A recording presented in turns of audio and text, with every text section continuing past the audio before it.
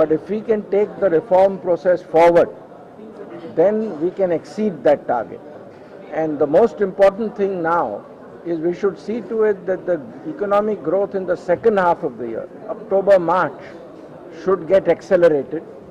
And the economic growth in the year 13-14 is back to the strong growth rate of between 8 and 10%. I think if we can do that, then India can come back on the path of rapid economic growth, which is very important to ensure there is inclusive growth so that the poorest sections of this country can also participate in the benefits of growth. The important thing is the monsoon was very deficient for the first half of the monsoon. Fortunately, in the last 3 weeks, the monsoon has revived quite well.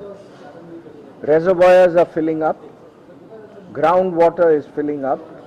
It will be good for the Rabi crop, and I expect that today's assessment of the monsoon is better than what it was 3 weeks ago. Hopefully the rains will continue. 1/3 of the monsoon is yet to come. Hopefully it will be better, and it may not have much of a effect. Even a bad monsoon today in India would reduce our GDP growth by about 0.5%.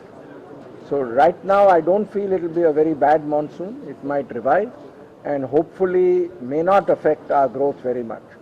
But economic reforms and action taken will be a much more important positive factor than the monsoon will be a negative factor. No, I am told that the cabinet is meeting today to consider the land acquisition bill.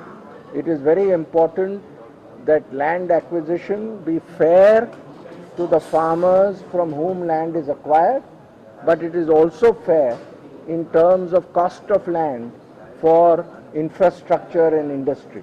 If a proper balance is made in both, I think it will help long-term industrial growth.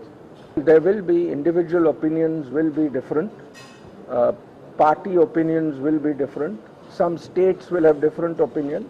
I think we should try and get a consensus, and some of the reforms that are required for growth should be brought in. For example, FDI in retail is something the center should enable. Then each state can decide whether they want FDI in multi-brand retail in their state or not. They need not license in their state. So as the Commerce and Industry Minister has expressed, each state can decide their own policy.